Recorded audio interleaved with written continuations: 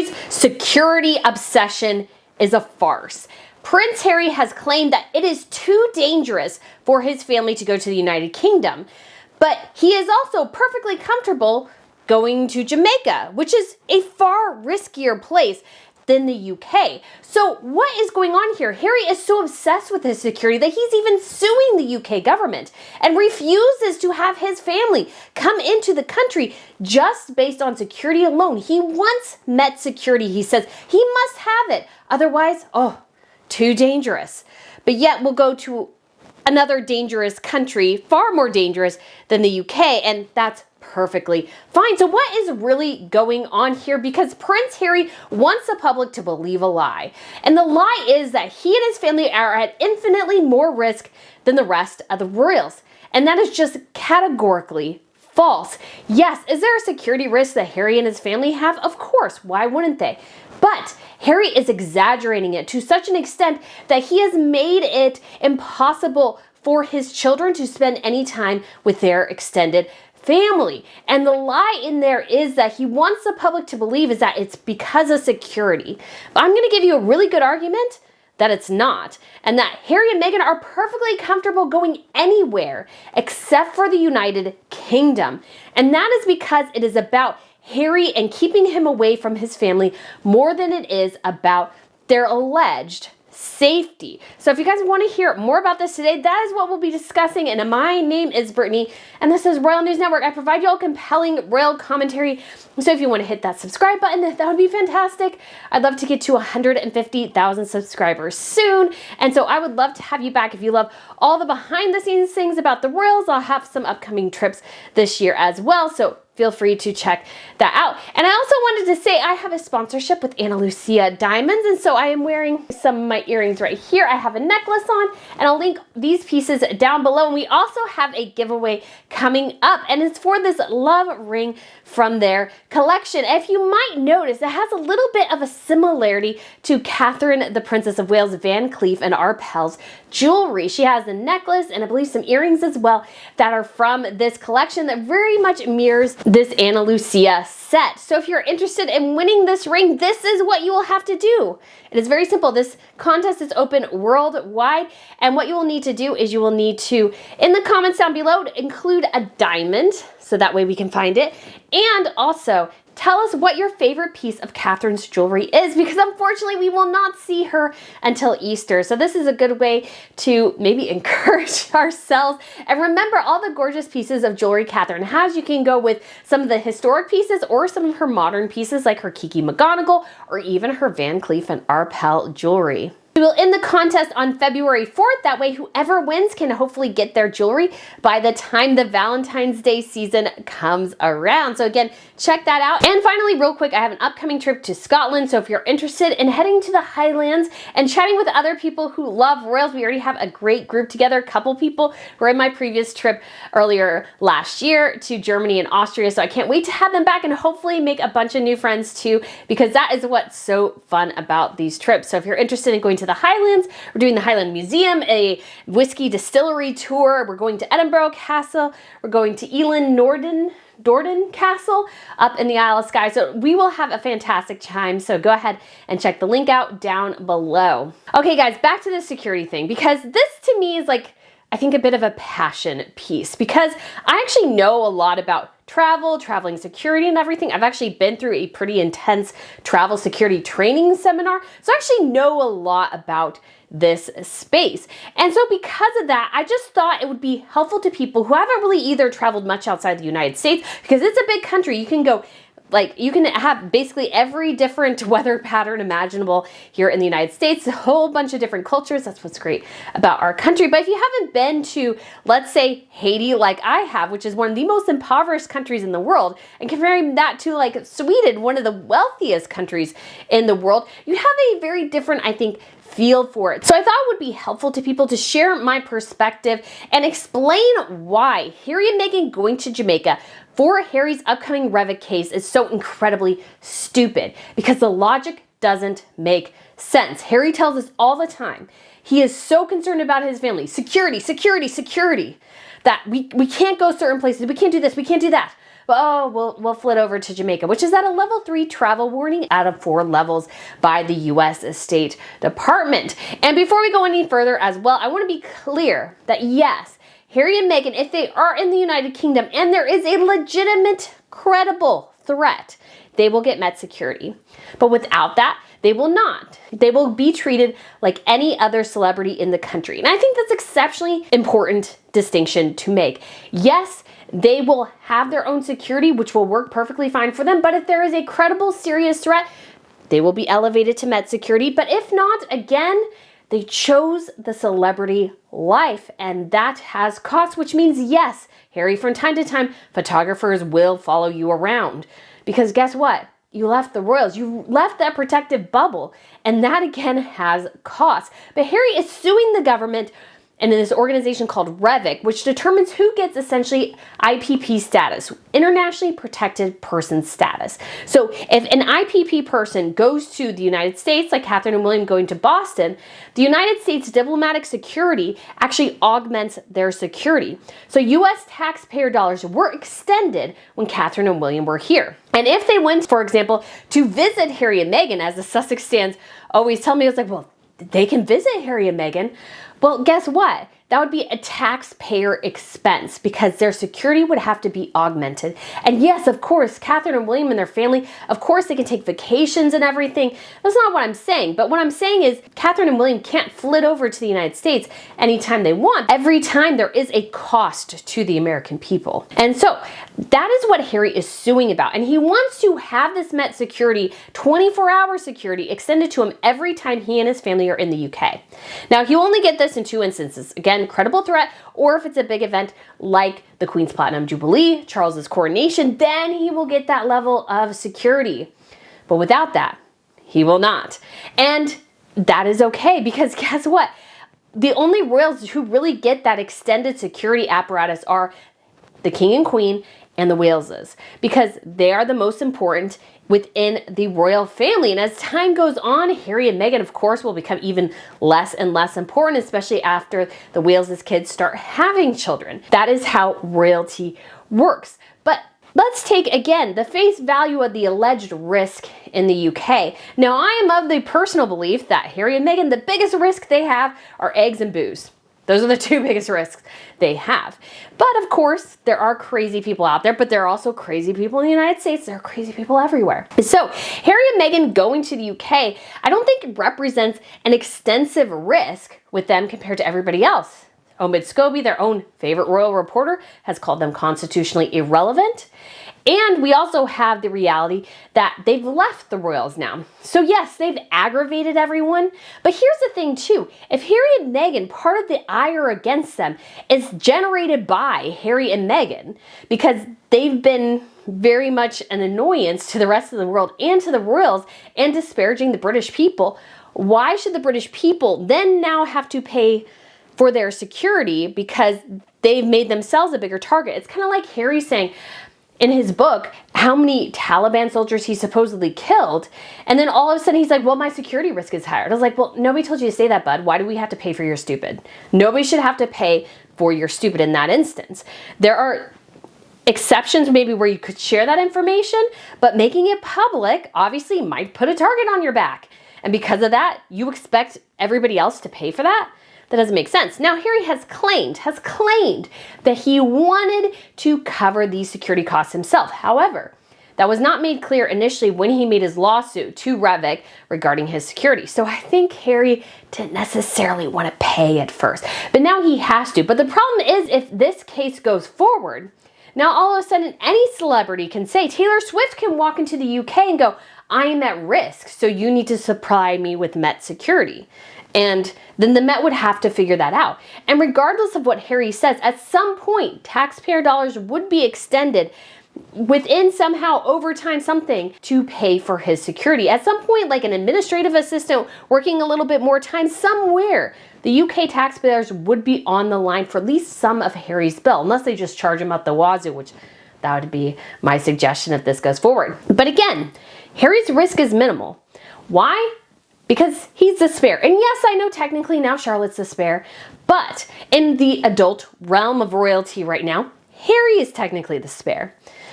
But people don't really care about the spare as much as they do the air. There are 4 incidents that we can look to. Now, one is you could argue a minor royal, but this was in the 70s, so it was a bit different. So first, we'll go with Her Majesty the Queen, though, at the Trooping the Color in, I believe, 1961. And Her Majesty was on horseback when she was shot at. So it was a blank so with the gun, thank goodness. But take a watch of the little bit of this clip here. Majesty the Queen on Burmese, 19-year-old horse.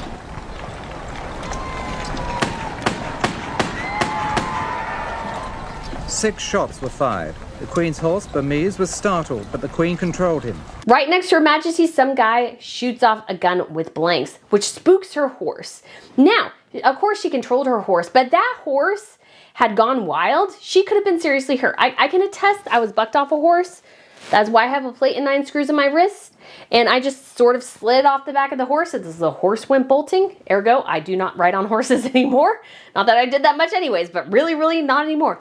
So she was able to control the horse, but that could have been dangerous to the crowd, to her, the other horses. I mean, because there's a ton of horses. All of them could have gotten spooked. And her horse particularly getting spooked makes sense because it's the first horse. I believe one of the documentaries surrounding the coronation, they talked about how they were really worried about one of the first horses out of the gate because he's going out there alone.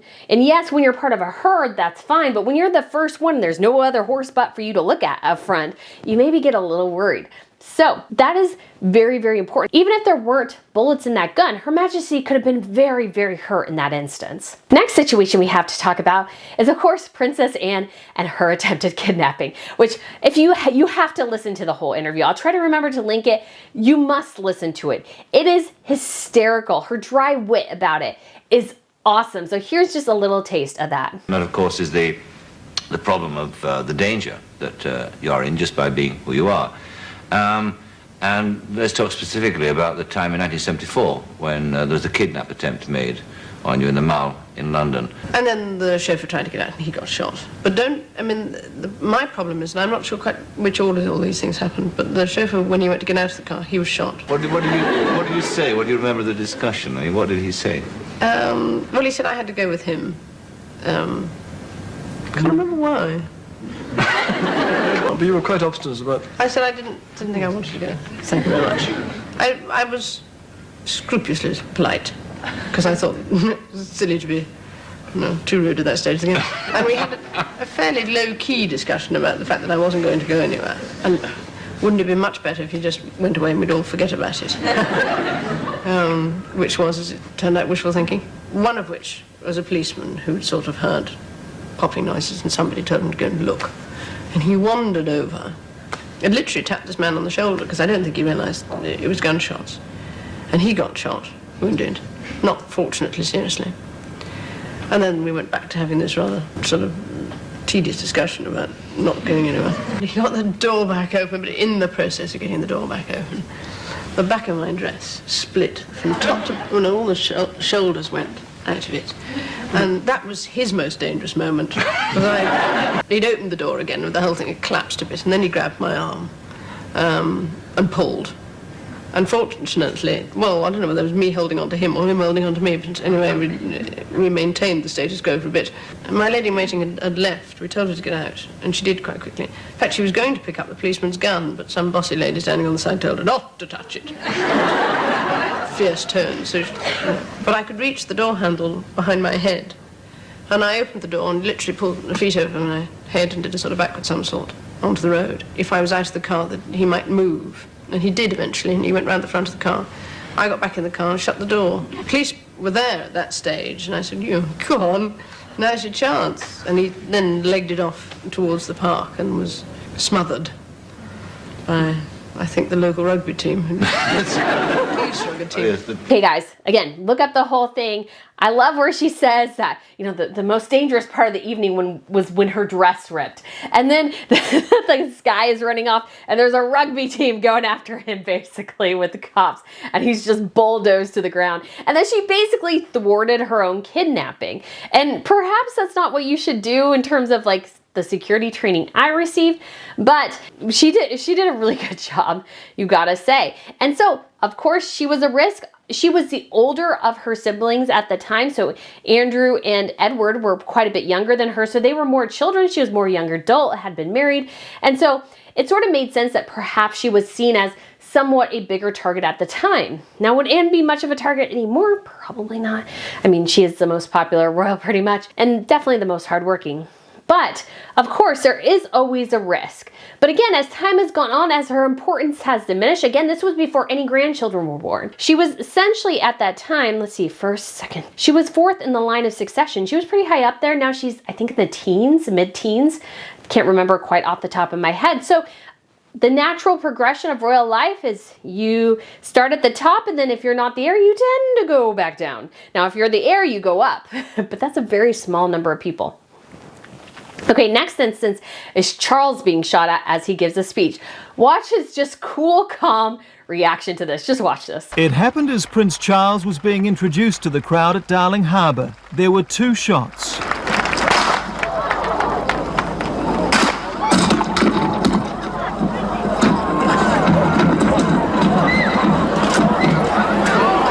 Again, I have to give Charles mad props. He's like looking at this dude going, what is this dude doing down here?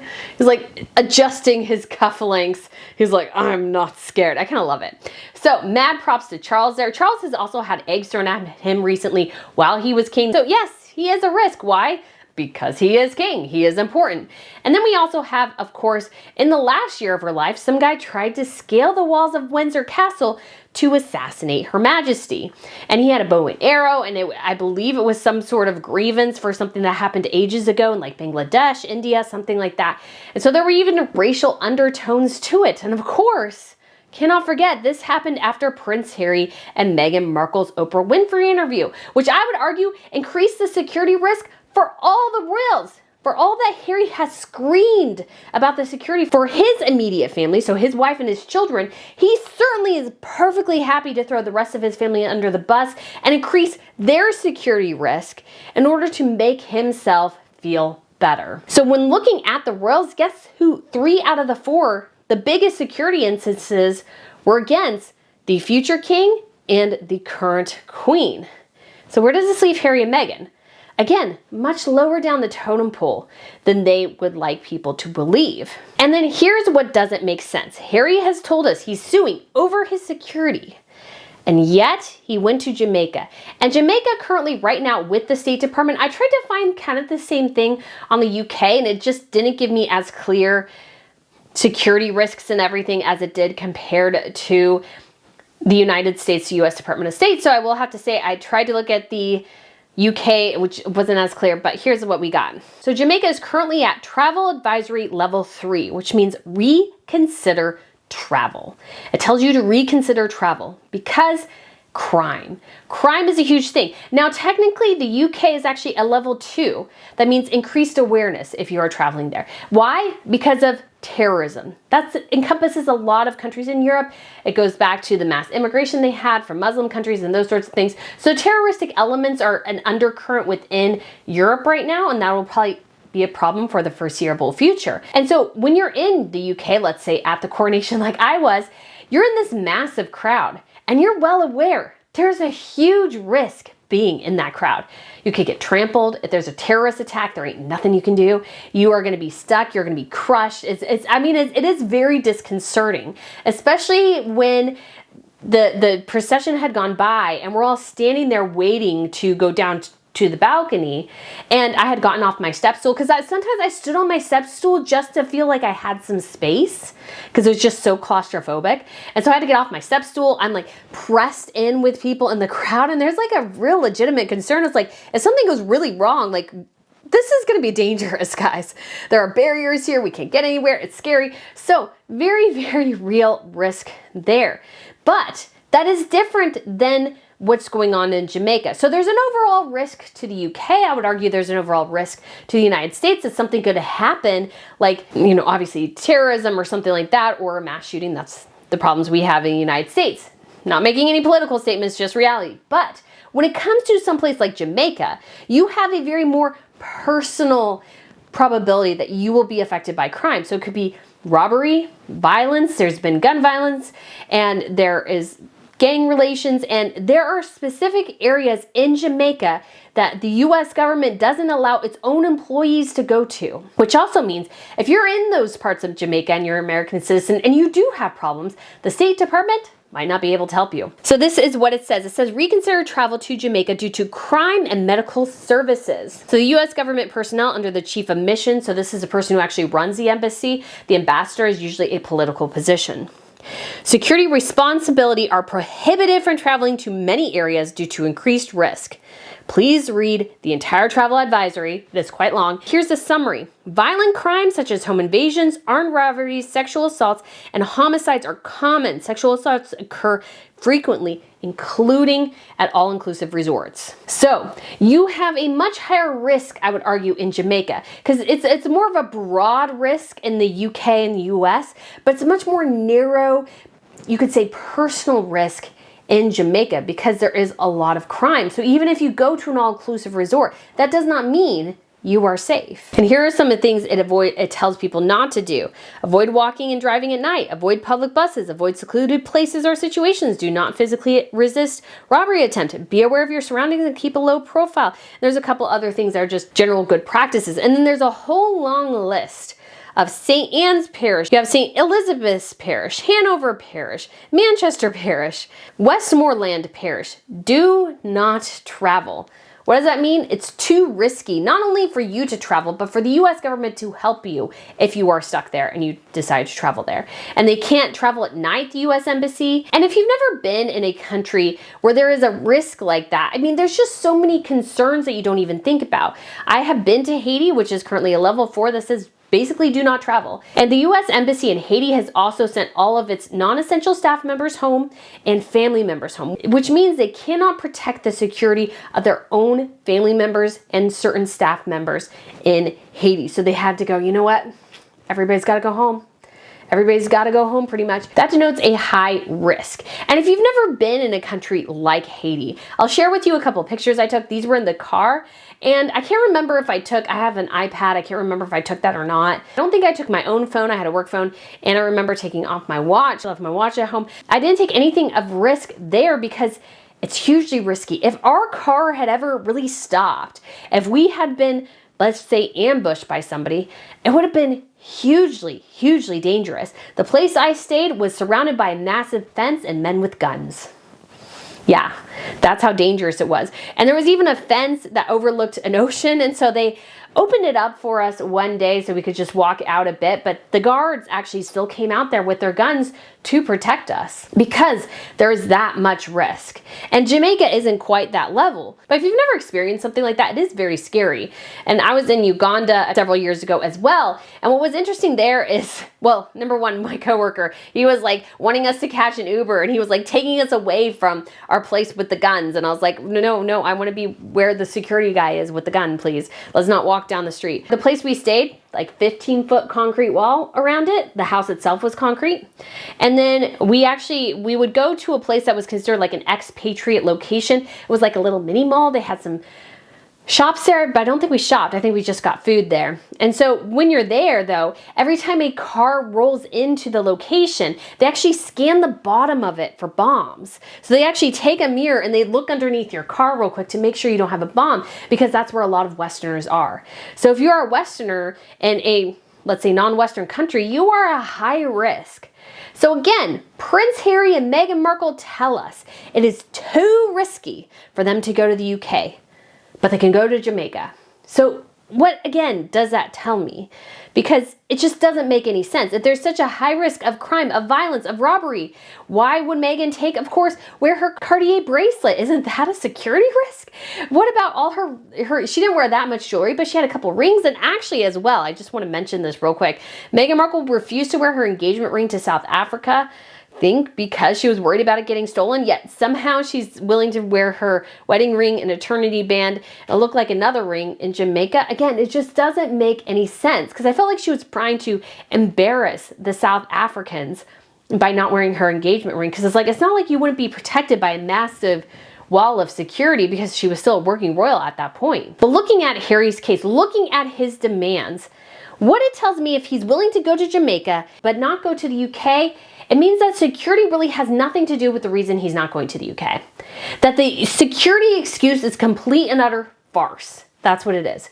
It's a complete farce concocted to justify him not going home and not taking his children home. Why would he do that? Because there's no real reason. Again, I don't think his security risk is that high. And not to mention the fact if he goes to the UK with his family, he can request, I mean, he has to request it in advance, but he can request a place to stay within the royal residences and they will allow it.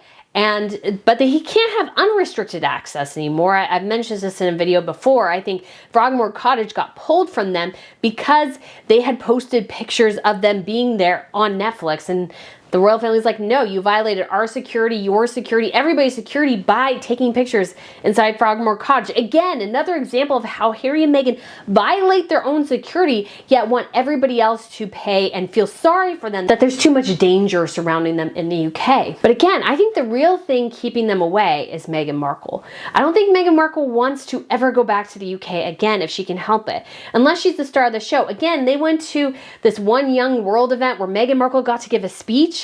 And of course, they went to the UK. It was in Manchester. They could have visited the Queen the day before she died because they did have a free day, but did they? No. Did they meet with any other family member? No, of course not. But they were willing to go there because it benefited Meghan in that moment. And now, when something doesn't benefit Meghan, she don't want to go. And she's perfectly willing to throw Harry to the wolves and stay home. And I think the saddest thing is he won't let her bring his kids to spend time with his family. Because again, we've established that is much more costly for the royals to come over and visit Harry than Harry and Meghan to go visit the royals. It costs me money every time Charles, Camilla, Catherine, William, and their children are in the United States. Now, would I blame them for visiting? No. But is the reality of Harry and Meghan's existence that it would be much cheaper for them to go over there than the vice versa? Yes. So yes, Harry and Meghan should get their butts over there.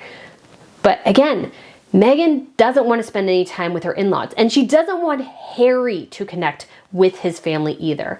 Because the separation between Harry and the rest of the royals, that's not about the supposed racism allegations and anything like that. She wanted to separate him because she wants to control him. I mean, you just see it even in their PDA. Recently, I showed a video where Harry had his hands in his pocket, and Meghan had to grab his hand out of his pocket and have it hold hers, just as she let go of his other hand. I was like, can you guys not hold hands for like a minute or two? The man has his hand in his pocket. He seems perfectly fine to keep it right there. But no, she had to drag it out. And again, Harry and Meghan can do whatever they want, but I think they mask their true intentions in lies. And they want the public to believe it's about security when it's really about family. Meghan doesn't want Harry to connect with his family. Because maybe, just maybe, he might decide that, you know what? Maybe they were right and Meghan Markle was not a good partner to choose. Because they all told him, all of them, told him she was bad news.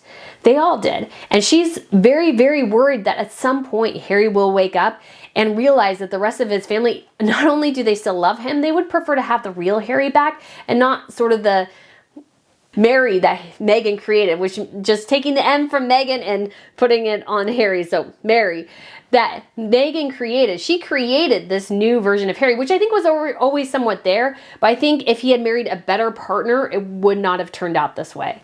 That she could have maybe helped him embrace some of his insecurities and change rather than elevating them and making him paranoid and delusional about his place within the royal sphere. So guys, looking at Harry's security, yes, does he need it sometimes? But should he be suing for it? No. And I think Revok should toss his case out. So guys, let me know what you think of this video. Thank you so much for watching, and I look forward to seeing you again soon. Bye.